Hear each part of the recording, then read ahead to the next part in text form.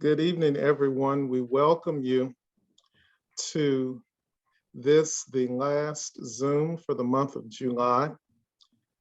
This is titled Elder Abuse, and we wish to thank the Assistant Commonwealth Attorney for Henrico County, Mrs. Martin, for joining us, and we're going to begin with a word of prayer. Eternal God, our Father, we thank you for this day. We thank you for allowing those who have joined and those who will be joining us to continue to help us to learn, and not only learn, but also allow us to share what we have learned. We thank you for this time. In the name of Jesus Christ, we pray. Amen. Amen.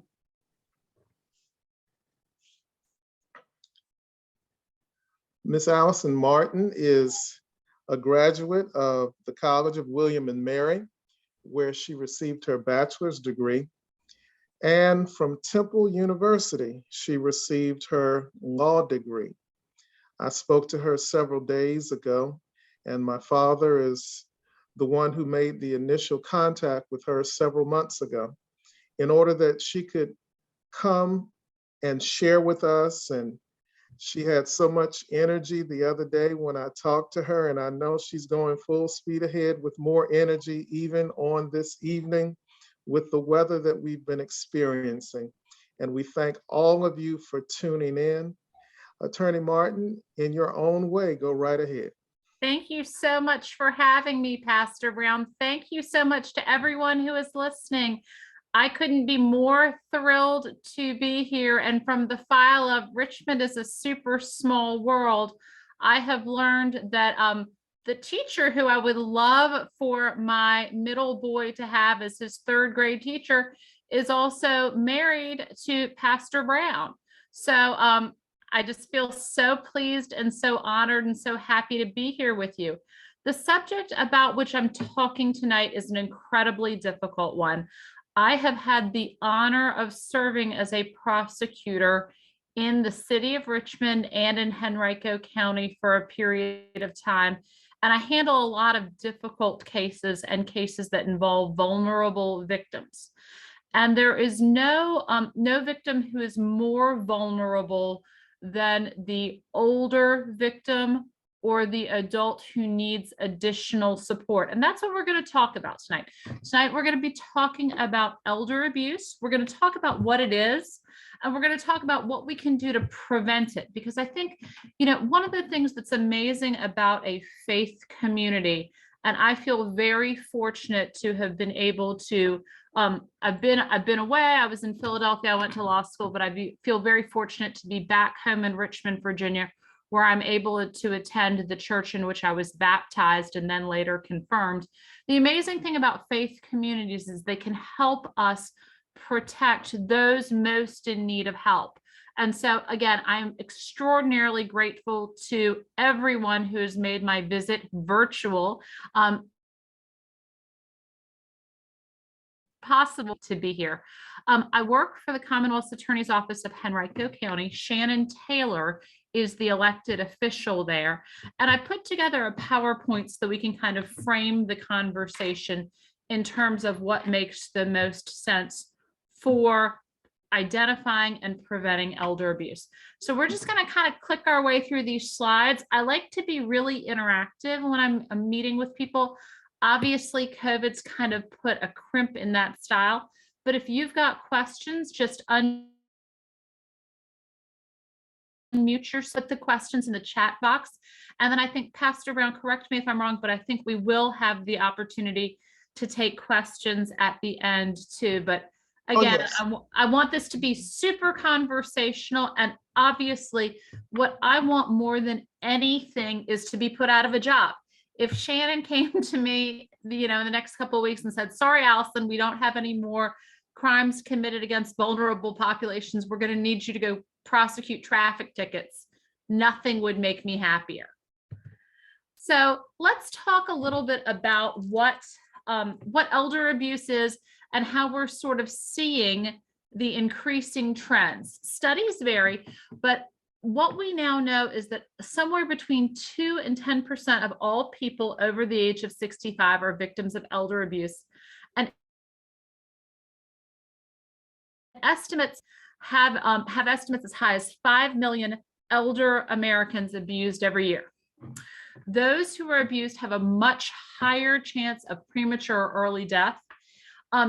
What's interesting, though, is what we know sort of anecdotally and what's supported by the research is that very few elder abuse cases are ever reported to authorities. In fact, according to a study that was taken from the New York State Office of Children and Family Services, only about 1 in 24 elder abuse cases was actually reported to authorities. So this goes remarkably unreported. In many ways, working with this population and working with elders and caregivers and nursing homes, what we see in many ways is sort of a new iteration of what we saw in the world of domestic violence. People considered it a matter that needed to stay inside of the family. They didn't talk about it. It wasn't reported. Finally, 54 out of 129 seniors with dementia experienced some form of psychological abuse from a caregiver. So what we do see is we see as the cognitive deficits increase, oftentimes we find ourselves in a position where we see our caregivers feeling increasingly frustrated with respect to the care that they need to provide. So that is another trend that we are seeing creep up. So in the context of that sort of historical background and in the background of what we're dealing with today, what we can anticipate in the next generation is an absolute avalanche of elder abuse cases that need to be effectively evaluated, sometimes prosecuted,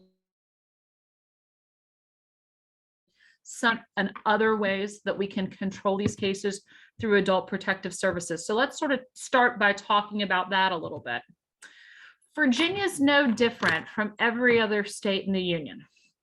Virginia is getting to be an aging population. We are seeing our population get increasingly older, and we are seeing a decline in the number of new births. In 2010, about 12% of Virginia's population was 60 or older. By 2018, 16% of Virginia's population was 65 or older. And by 2030, about 24% of Virginia's population will be older. And as I was sort of getting my presentation ready for you all, I always like to think about statistics and facts that'll kind of bring that point home. And I think the most interesting thing is by 2030, Virginia will have more seniors as a percentage of the population than Florida does today. So we are really very much seeing a graying of Virginia's population. We're seeing more people who are moving towards this stage of life, depending on which definition you use. Some people believe that the aging population starts at 60. Some people think it starts more at 65. But in any case, we are seeing a massive increase in that aging population. And then sort of looking at that statistic from 2018, what we're seeing that goes along hand in hand with that is we're seeing an increase in cases of financial exploitation. Specifically in Virginia, we saw that financial exploitation jumped 30% compared to 2017. And that's just over a year. It is unbelievable to me as a prosecutor how many cases of financial exploitation I see against elders. And so as we sort of think our way through that, it's really important to think about what the role of the Adult Protective Services, or APS, is in all this. And again, just kind of giving you some sense of the numbers and what we're talking about is in 2017, Virginia's Adult Protective Services received 27,105 reports.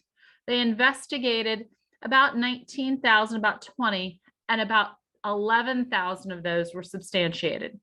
Then if you look in 2018, the numbers increased. And then by 2019, they were increasing again. So I think what we are going to see is we are going to see increasing numbers. Now, what I think is sort of interesting to kind of put a pin in, and we'll talk about this a little bit more too, is I think, it'll be interesting to see where we wind up once we're able to look at the research and what COVID actually meant for our senior population, for our aging population, and for those in need of services. The isolation that took place during COVID, especially pre-vaccine availability, I think was pretty devastating to a lot of our senior population. The fact of the matter is a lot of our elders were not able to report what was going on. So I, again, anticipate that we're going to see a significant uptick in the number of adult and elderly abuse cases that we have going forward. So let's talk about what elder abuse can look like. It can take a ton of different forms. And obviously tonight, as we're talking, we are going to be discussing, and I think it's always important to just be very, very mindful and thoughtful and prayerful about this.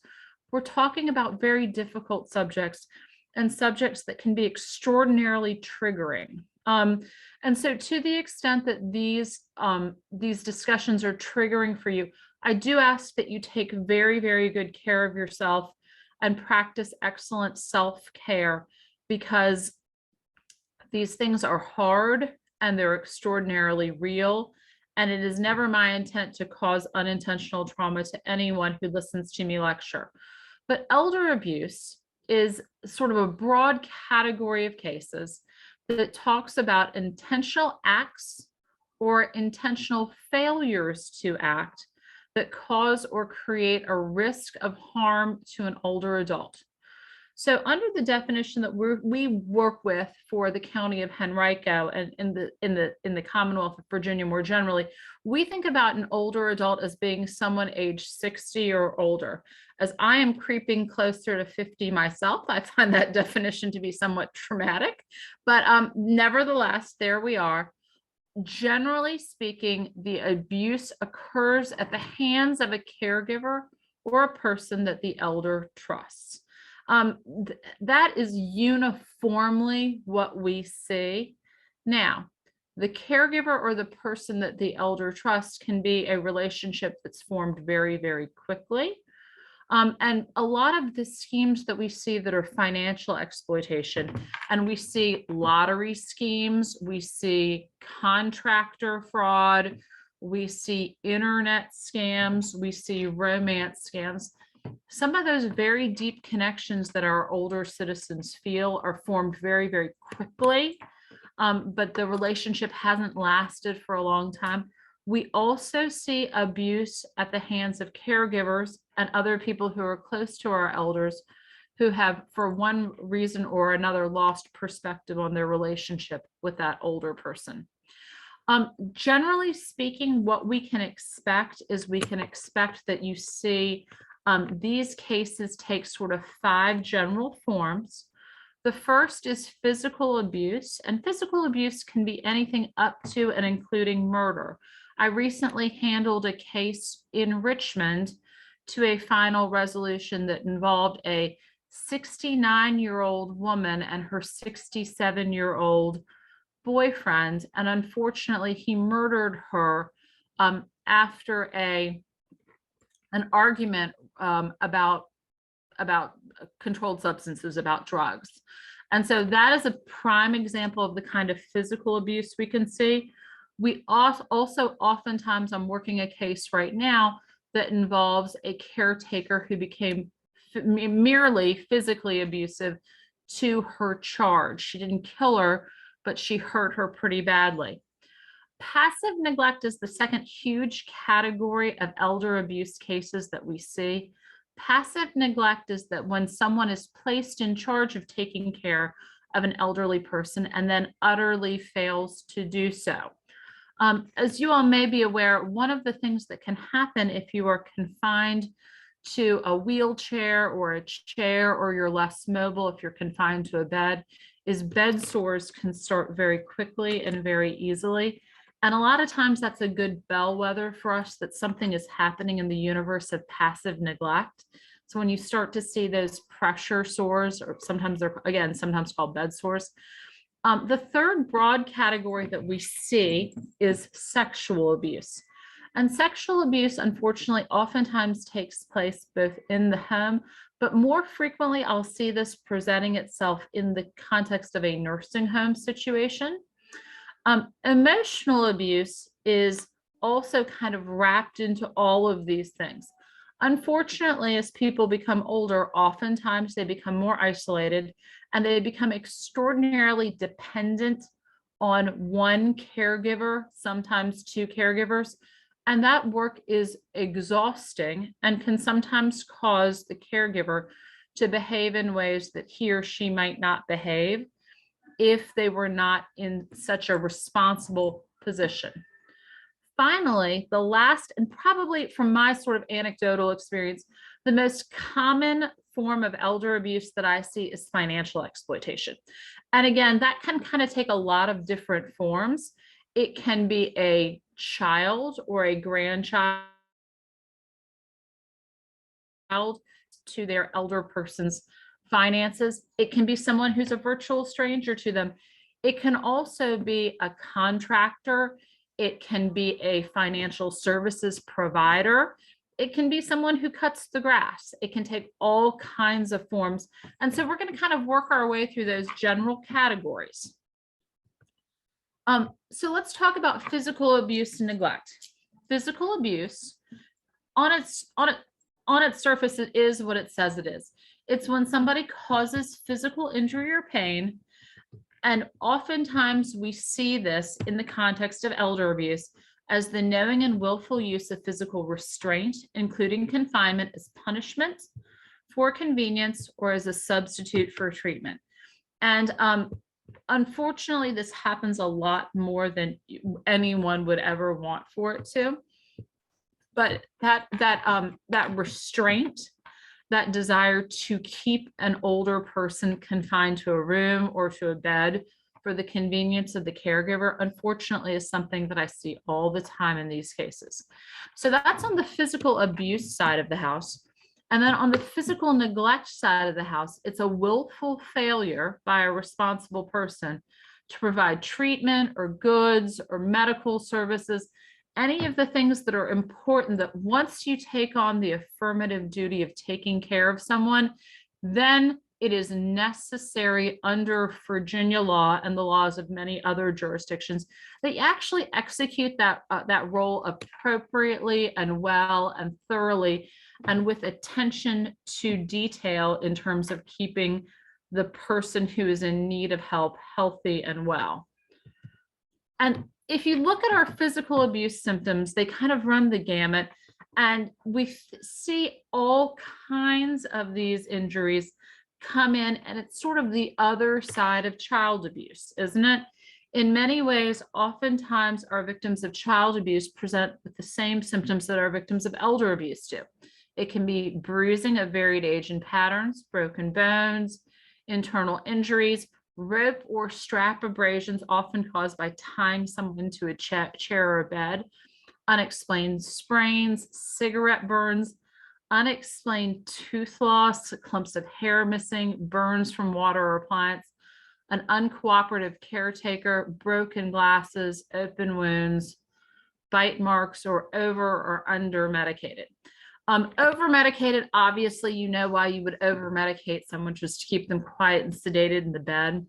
Oftentimes, if you have a caretaker who has a substance abuse problem, we'll find that our abused elderly person is, excuse me, there was a fly that just flew across my screen there. We'll find that an older person is significantly under medicated and in a huge amount of pain for no good reason. So those are sort of what you can expect to see as you're thinking your way through what would you expect to see for an older person who's been physically abused. Excuse What me, can you? Alison. Yes, sir. A two-part question. By majority, the reports that come to the appropriate law enforcement office, are they reported by family or reported by the nursing facility? And is it against the law for the nursing facility not to report? It's great questions. Overwhelmingly in physical abuse cases, they come to me through either a nursing home, or they come to me when the situation gets bad enough that the caretaker finally realizes that he or she needs to take the elder person to a hospital. I have a case right now that's under investigation that the adult son was caring for his mother at home, and the bed sores and the pressure sores have progressed to the point that they are horrific. And we were called in by the hospital. So most often we see elder abuse come to light sort of more broadly when someone who is a neutral third party to the scene is able to put eyes on an elder person. With respect to whether or not a hospital may report, in most cases, a hospital must report. And we'll talk about that in a minute, because I think it's really important. If in Virginia, we have laws that around mandatory reporting of elder abuse, and they track very similarly to the rules around mandatory reporting for child abuse. So in that particular case, when there is a law enforcement involvement, a lot of the privacy rules around HIPAA don't apply. But even if you're not a mandatory reporter, I'm hoping to give you all some resources before we end tonight, because if you think something is wrong, it's okay if you see something to say something.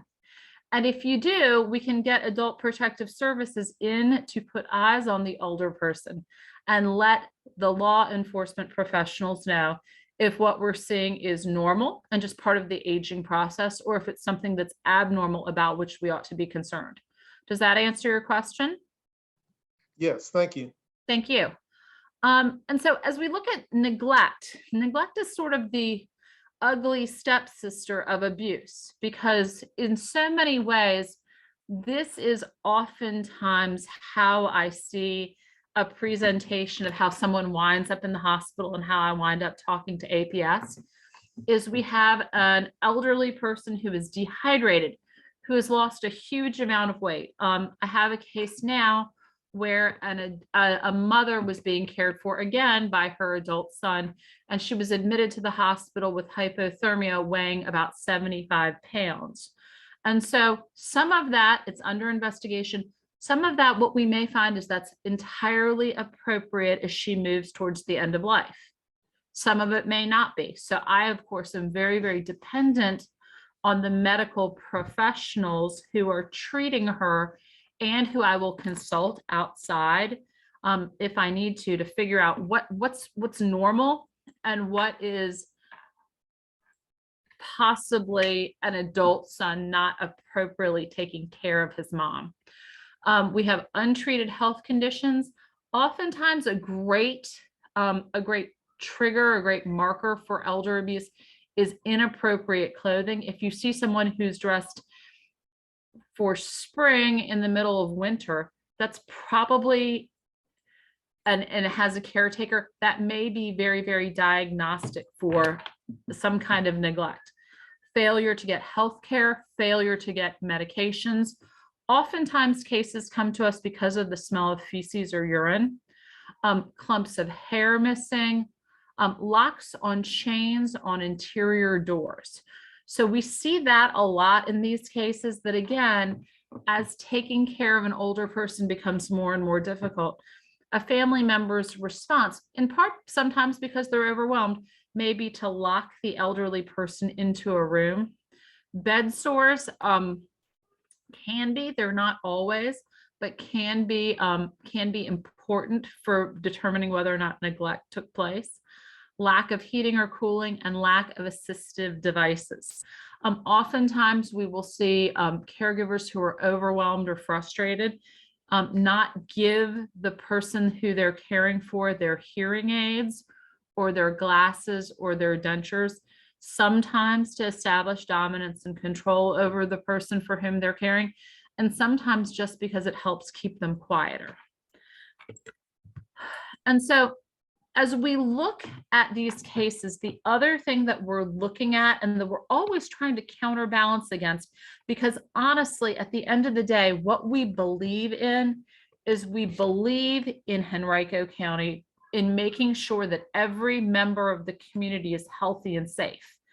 And sometimes it may be hard initially to figure out, is this person being abused? Or is this a situation where there is self-neglect? And that happens all the time. And I am sure we have all seen examples of this. The thing that's tricky, and part of the reason, as a prosecutor, I have an obligation and a burden to always act as a minister of justice, to make sure I do the right thing, to make sure that before I pick up my pen and charge someone with a criminal offense, that I know that I can prove my case. And as this slide correctly points out, many of the same symptoms of abuse and neglect are the symptoms of self-neglect. So it's very important that when I get one of these cases on my desk, that I handle it with the utmost caution and respect. Oftentimes, self-neglect happens when there's no caretaker or family members available. Self-neglect means there's been no crime committed. And sometimes, and I think we all know people like this in our lives, there may be people who are trying to step in and help our elderly neighbors, family members, loved ones. And those elderly family members and loved ones don't want any help. And so that self-neglect can sometimes look like abuse and neglect, but it's not. And so the most important thing that we need to think about is, how do we help? No one who is going to be an effective prosecutor of elder abuse gets into this work lightly or without a whole lot of thought. And everyone who I know who's working in this space is doing it because they want to be a helper. And so that, I think, is probably the next important thing for us to talk about as we kind of move through that. That phase of how do we think about this moving forward? Obviously, once we talk about physical abuse, sexual abuse takes place all the time too with our elderly population. It's touching, fondling, intercourse, or any other sexual activity with an older adult when the older adult is unable to understand, unwilling to consent, threatened, or is physically forced into a sexual act. I've only seen these cases in my practice, typically inside the context of a nursing home situation. It's interesting that I have not, it would be exceedingly rare for me to see that for someone who is still in their own home, but these cases come up again and again in nursing homes. And the thing, if you are someone who is a loved one of someone who is in need of additional assistance, the symptoms that you could be looking for if you suspect sexual abuse are bruising on the breasts, inner thighs, or genitals, bleeding, pain, or irritation, stained, torn, or bloody underwear, sudden problems sitting or walking, a sexually transmitted disease. That's oftentimes how these cases come to the attention of the Commonwealth's attorney. An inappropriate relationship between the perpetrator and the victim, or the senior discloses that sexual abuse is taking place. That is very, very rare. And oftentimes when seniors disclose that they are being sexually assaulted, family members may look to dismiss that because part of what we know about cognitive decline and dementia means that we oftentimes discount the reporting of sexual assault. But again, these are situations that oftentimes can indicate to us that we may want to be taking a closer look. And if something doesn't feel right, it's perfectly okay to bring that to the attention of someone who's working in a care facility or to law enforcement. What's emotional abuse? Like physical abuse and sexual abuse, emotional abuse definitely takes on a different kind of framework. Oftentimes, you see emotional abuse emerging in the context of verbal assaults, threats of abuse, harassment, or intimidation. And that can be across the entire spectrum. Again, what we know is so important for all of our seniors as they move through the end of life process is that they feel as though they are doing that with autonomy. They feel as though they are doing that with choices available to them. They feel as though they are being allowed to do as much as they possibly can. And there are so many times that we need to make sure that we allow our senior citizens to continue to have agency as they go through that process. Emotional abuse symptoms. Interestingly, high blood pressure is oftentimes a symptom that we see for people who are being emotionally abused. Age inappropriate behaviors, sudden weight gain or loss, sleep disruptions, increased confusion or depression, withdrawn, non-responsive or agitated behavior, socially being isolated by the abuser. Oftentimes you can, if you have a loved one who is expressing fear of their caretaker, this may be something that's in play. I'm certainly do not mean to suggest that it always is or that it even often is, but it's just something that should get your spidey senses tingling. If you know someone who is expressing fear, it's okay to speak up and say something. Financial exploitation is, again, this is the case that I see. I have 10 of these for every one physical abuse or neglect or sexual abuse case that I have. These are really very common.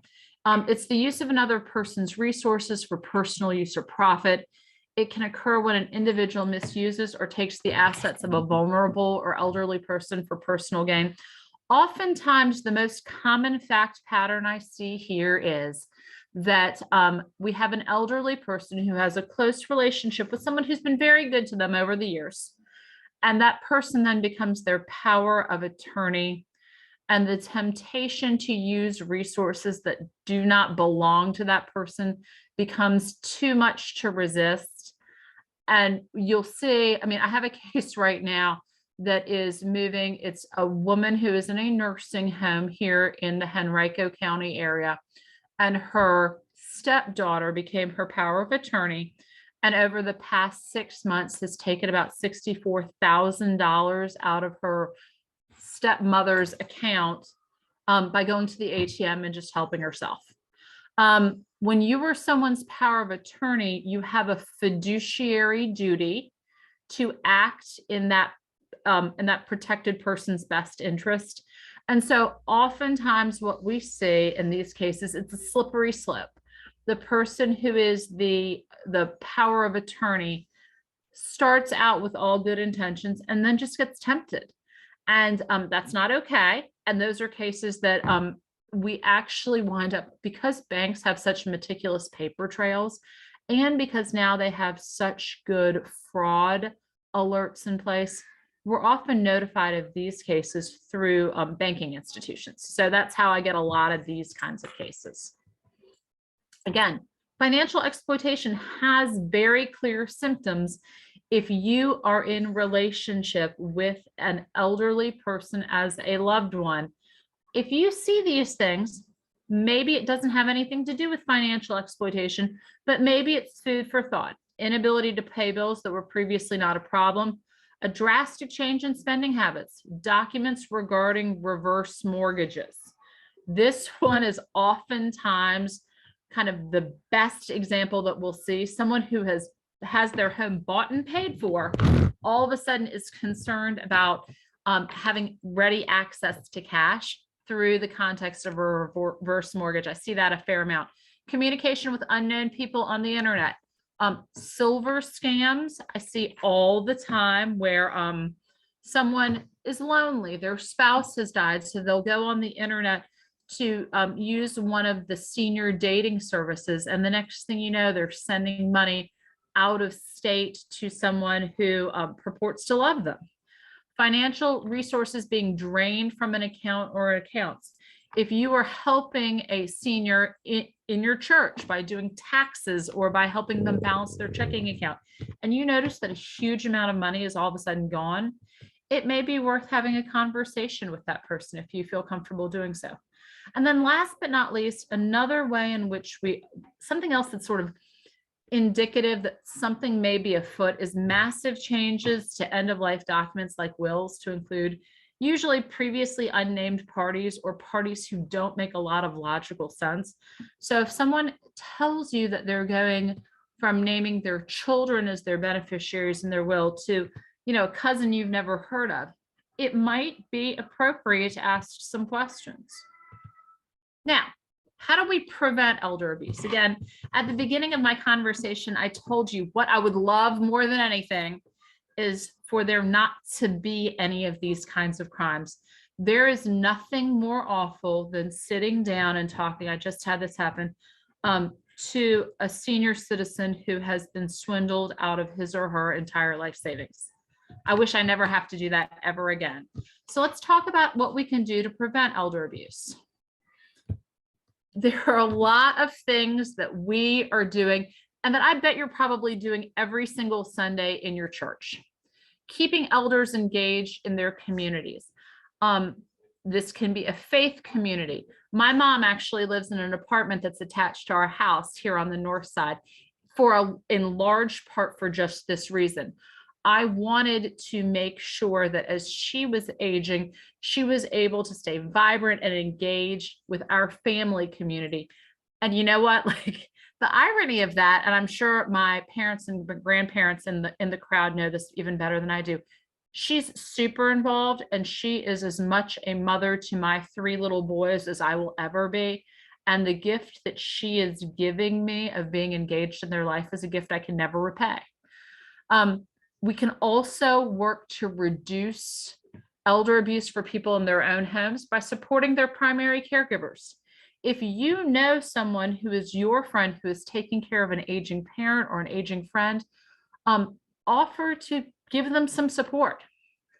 Share caregiving duties. Say, hey, can I come sit with your elderly person for the afternoon and play a game of checkers? Keeping your elders active. Now, I think we can all safely agree that my poor mother, who is chasing after 3 little boys while I go to work every day, maybe you don't need to stay that active, but elder people who are in poor physical health are more vulnerable. An increased dependence, research shows, leads to more caretaker stress and burnout. Protect your elders from high-risk caregivers. The family of a person in need of services should refuse duties to people with history of abuse or violence. If someone wants to help you take care of your loved elder person, that is fantastic. If it is someone you know who has a history of losing his or her temper, that may not be a strong fit. They may be able to provide more of a support role, but providing direct services to the senior in question may be a terrible idea. Think about financial schemes. There is nothing to say that anyone looking after the well-being of an older adult should be cautious of caretakers who need financial help. We see this again and again and again. Finally, finding community resources to help support caregivers can be absolutely phenomenal. And I've got a ton of resources. I didn't want to hit you with a million tonight, but anyone who needs them should feel free to reach out to me, and I've included some at the end. How do we prevent elder abuse for people in nursing homes? Well, loved ones can prevent elder abuse in a nursing home by being aware of the different signs and types of elder abuse. And I think Pastor Brown is recording this. I hope he is. And I'm happy to share this. Yes, it's being recorded. Oh, yeah, hooray. I prepared this PowerPoint especially for your congregation, and I hope that you all will share it, because this is how we reduce elder abuse, is just by getting out the word and having people become aware. Calling or visiting your loved one regularly, immediately bringing concerns about care to staff or other authorities, and thoroughly researching potential facilities and checking for red flags. Nursing homes can prevent it by creating patient care policies, by fostering visits from volunteers and social workers, by installing quality monitoring systems, and by training on elder abuse issues. Now that we've talked about what elder abuse is, what are we going to do about it? Because unfortunately, despite the fact that what I'd like more than anything is to never have it happen, while it's happening, what can we do once we know? Well, if you see something, say something. And I want to emphasize this so much. And I think it is so important to name this as we're talking about it. There is a huge portion of the population that is suspicious of law enforcement, is suspicious of APS, is suspicious of prosecutors. And I want to emphasize this very, very clearly. A call to the Adult Protective Services is not an accusation. It's a request for the helping process to begin. And what I mean by that is oftentimes, if you see something that is of a concern, if we get APS involved, they have tons of resources that can help an elderly person and can help a caretaker. And most times these cases never hit my desk. And if we do something when we immediately see a problem, that's a huge and tremendous gift, both to the elderly person and to his or her caregiver. Now, what is Alison, adult? excuse me. Yes. Mhm. There's a question in the chat. Yes. Is it possible for APS or social services to gain guardianship of an abused person when the caregiver / family does not want to relinquish their position? So the short answer is yes. And I'm happy, again, I'll give you all my contact information at the end. I'd love to talk to who has that issue at greater length. So there is absolutely a way that a guardianship, which is sort of the person who takes care of the person, and a conservatorship, which is the person who takes care of the elder person's money. There's absolutely a way that the court system can act to put those people in place when there is a family situation that is not working. And that can happen through Adult Protective Services. It can happen through the criminal justice process. So yes, the short answer is yes, and that happens more often than you might think. Adult Protective Services investigates reports of abuse, neglect, and exploitation. And what Adult Protective Services exists to do is it exists to offer services to people who need them. So they could be home-based care, transportation, adult day services, adult foster care, nutrition, and legal intervention to keep that adult safe and secure. And you know, the thing that's so hard is, as our population ages, there are so many services that are available to our elderly citizens that nobody knows about. And so if there's a problem, Adult Protective Services can really help that adult live his or her best life. Now, it's always important, I think, to talk a little bit about mandatory reporters, because many of you all may be mandatory reporters and you may not even know it. If you're not a mandatory reporter, there's no requirement that you make any kind of report to Adult Protective Services. But if you are a mandatory reporter, you are required to make a report if you suspect adult or elder abuse. Now,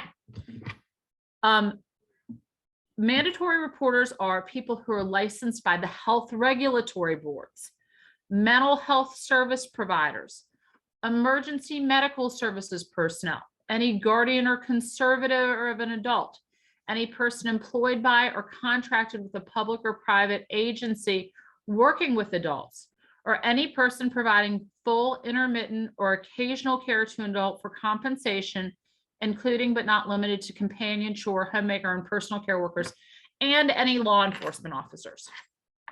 So this is actually a really pretty comprehensive group of people. And what are mandatory reporters required to do? They're required to pick up the phone and use that hotline to report suspected abuse, neglect, or exploitation of elders or incapacitated adults. They're required to provide the name, address, or location of the person and as much information about the situation as they can. And Virginia law requires that they do that immediately. So again, the reason that I'm so glad that I always love doing a PowerPoint because it helps kind of give you a roadmap for what it is that you can do. But if you're a physician, if you are a nurse, that may mean that if you suspect something, that you do have an affirmative obligation to report. The thing that I find crazy is any person who's providing even occasional care to an adult for compensation, including but not limited to companion, chore, homemaker, or personal care workers, is required to report. I'm required to report. There's a lot of people who fall under this broad category. Now, what rights do you have as a mandatory reporter? Well, if you're a mandatory reporter and you make a report, you have absolute immunity. You cannot be sued and you cannot be prosecuted criminally unless it's proved that you acted with bad faith or with malicious purpose. And that so rarely happens that that is almost never an issue. A person who reports has a right to have his or her identity kept confidential. And a person who reports has a right to hear from the investigating local department that the report was investigated. So along with responsibilities, mandatory reporters have a lot of rights. And if you suspect that something is not right and you are a mandatory reporter and you want to report, your information will be kept private, which I think is tremendous. Now, when should you report? Either if you're a mandatory reporter, we've already talked about when you're required to do so, but if you're not a mandatory reporter, when should you report? You should be concerned about abuse when you see any of these things that I've sort of identified. Bruising, old or new bruises, bone fractures, broken bones, striking, shoving, beating, kicking, or scratching, internal injuries, black eyes, bed sores, untreated injuries, broken glasses or frames that don't have any explanation, someone who's over-medicated, a prolonged interval between injury and treatment. Now, that's not to say, and let me be very clear, some of this may be easily explained. Some of it may not be criminal. But what Adult Protective Services can do is they can help the elderly person and the caretaker get some assistance. And that's just a huge benefit. When to be concerned about neglect, sort of the same things, but if we're seeing someone with no toilet, if we're seeing someone who smells like feces or urine, if we're seeing with someone who's malnourished, if we're seeing someone who's dehydrated, if we see someone who has unpaid bills, if we see someone who needs but does not have glasses, a hearing aid, dentures, or prosthetic devices, there is nothing here that necessarily by itself indicates that a criminal action needs to be brought. But I think we can all safely agree that if we're seeing a combination of these things, we may have an elderly person who could use some assistance. And that's where Adult Protective Services comes in so handy, because all the Adult Protective Services workers are trained to help those folks who are in need of help get the help in a way that is respectful and in a way that allows them to feel validated.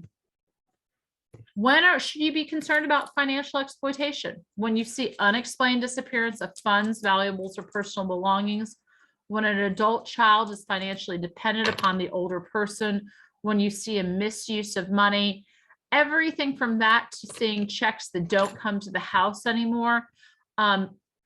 Oftentimes these things, some of them are just the signs of an older person who's always been extraordinarily careful with his or her money.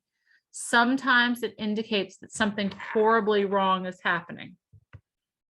When to be concerned about sexual assault, when you have untreated conditions, when you have irritation, presence of a sexually transmitted disease from someone who their spouse has died, there is no reason to suspect that they are sexually active, frequent unexplained illness, intense fear, mistrust of others, direct or coded disclosure of sexual abuse.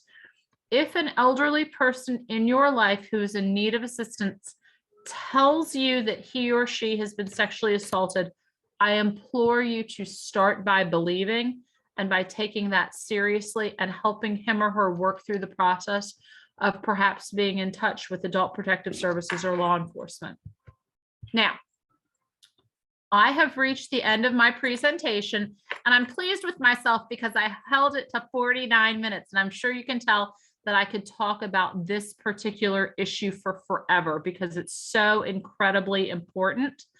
But I will say that I have a ton of additional resources, but I also prepared these sets of resources because I think they're so accessible, and I wanted to give you all a great place to start. Once I knew that I had been invited by Pastor Brown, I sent to the church a series of pamphlets from the Keck School of Medicine at the University of Southern California. It's called You Are Their Advocate, and it talks about what you can do if you find yourself in the position that you need to advocate for a person in need of support or services. So that's the second bullet point. But the first bullet point is a resource that's on YouTube, and it's great. It's these short videos that talk about how to work with adults who are in need of support and their caregivers, and how to work through these really, really difficult and intense issues. And again, I hope my phone number, I think may have been on the first slide, but let me provide you with my office number, because the best way we can reduce elder abuse is by talking about it and by having those of us who are working in this space work with people in the community who are plugged in to effective communities of their own. So I am so grateful to have had a chance to be with you. And now I don't know, I can't see the chat, unfortunately, but I'm wondering if there are any questions that I can answer. Ms. Martin, I wanted to know the Adult Protective Services number that you gave, the 888 number. Mm-hmm. That is not just a number for Henrico or Richmond. That's like an 800 number. Yeah, that's the statewide hotline.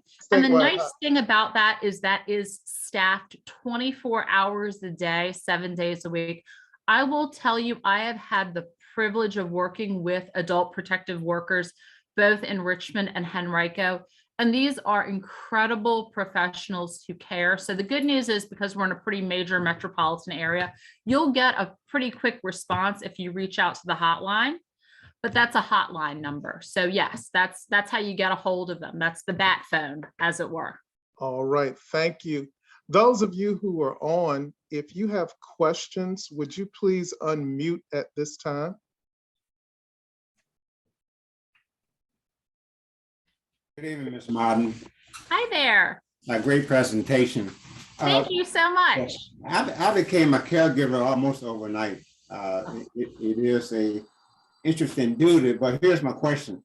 Do you foresee that the state of Virginia would ever codify a caregiver statute?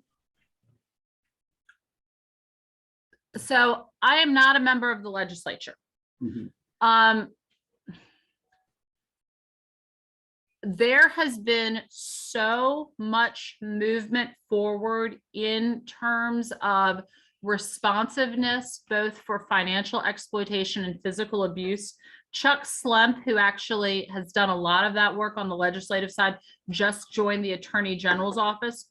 So it would not at all surprise me if in times to come we see more regulations and statutory framework for the role of a caregiver. It wouldn't surprise me at all.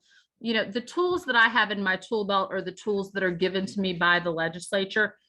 But it wouldn't surprise me if, as our population continues to age, if we don't see that put on the table. And before I let you go, I just want to say thank you for being a caregiver. Thank you for becoming a caregiver overnight. I think it happens that way oftentimes, but it's people like you who are doing that hard work and who are participating in forums like this that make my job so much easier. So I truly appreciate it. Thank you very much, Alison. Are there others on tonight that have questions? And we welcome the Commonwealth Attorney. She has Zoomed in. Sister Shannon Taylor, thank you so much for tuning in on tonight. If there are others of you with questions, go right ahead and unmute yourself.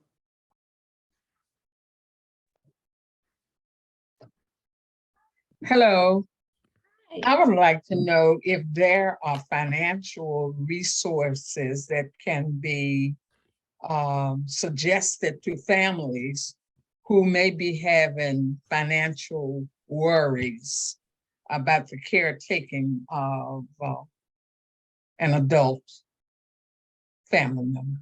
Absolutely, there are. That's a great question. So Adult Protective Services is a great group to begin that conversation with, but there are tons of resources as people move through the end of life. And I think sort of the most interesting framework to look at there is first at Medicare and then at Medicaid, because both of those entities can help support families financially who are in need of assistance as their loved one moves through the end of life process. Absolutely, there are. And if you have more specific questions, please feel free to shoot me an email and I can help direct you to the right place. Thank you. Absolutely.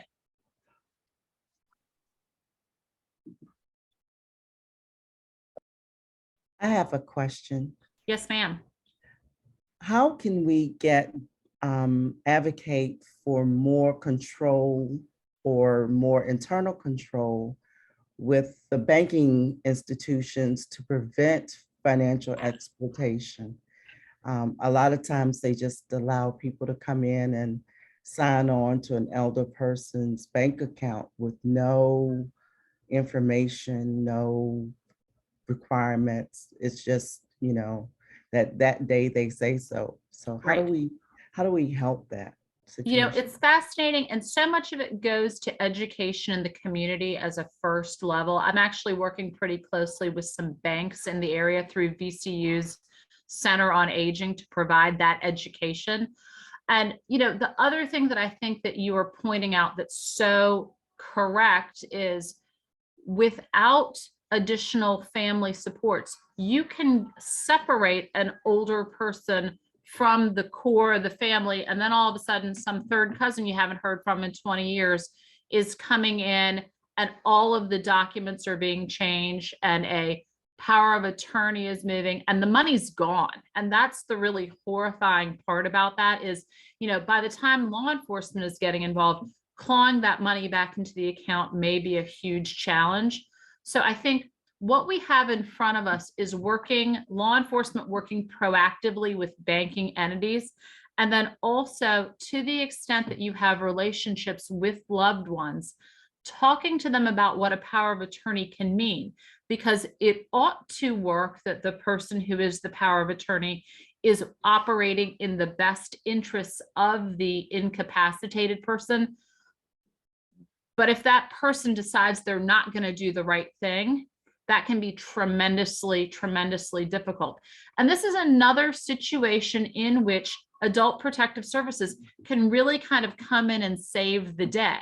Because if you don't feel comfortable having that conversation directly, picking up the phone and reaching out to Adult Protective Services means that they can have that conversation and discuss with the person who is in need of some help what a power of attorney can mean and what having someone they really don't know having access to their bank account can mean. It's fascinating. The case that I was sort of walking you all through with the loss of $64,000 was a case in which the incapacitated person told her stepdaughter that she could have about $1,200 to pay the rent. And the next thing you know, this lady's just helping herself via the ATM every day. So you are 100% right. There's a lot of work to be done on the banking side. I think awareness continues to increase. And that's part of the reason that I'm so grateful to Pastor Brown, just to create a forum where we can keep on talking about all this stuff in a safe space. Thank you. You're spot on. Thank you. Thank you. That's really nice of you.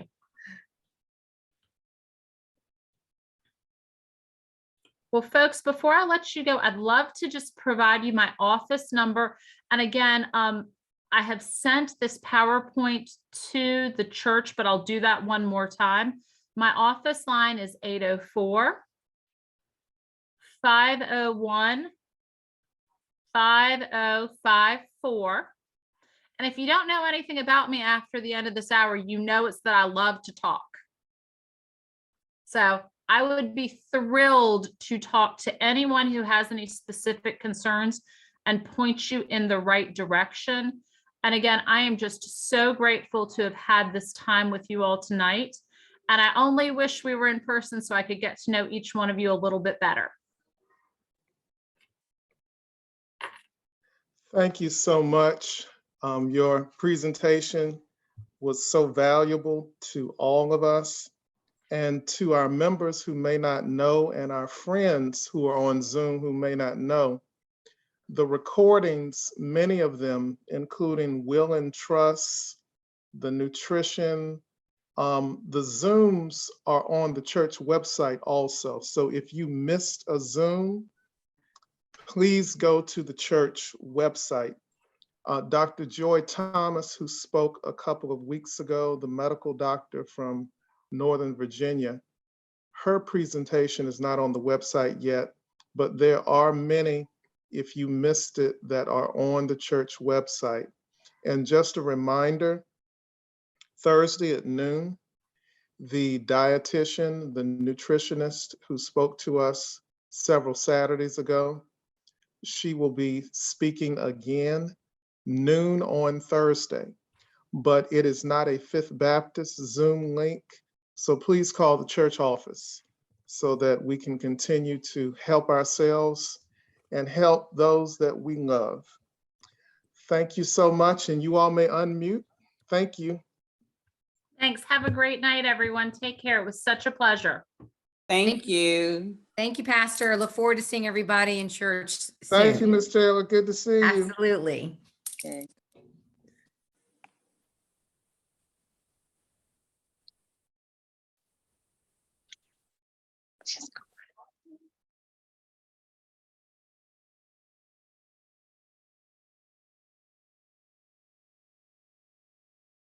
Good night, everybody. Have a good evening. Good You as night. well. Good night, everyone. Night, Night, everyone. sir. Good night, everyone. Thank you very much.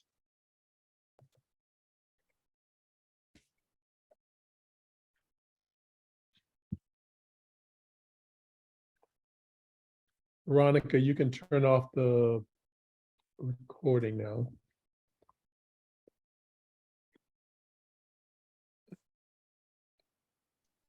Okay. And, you know, we had a discussion the other day about pushing them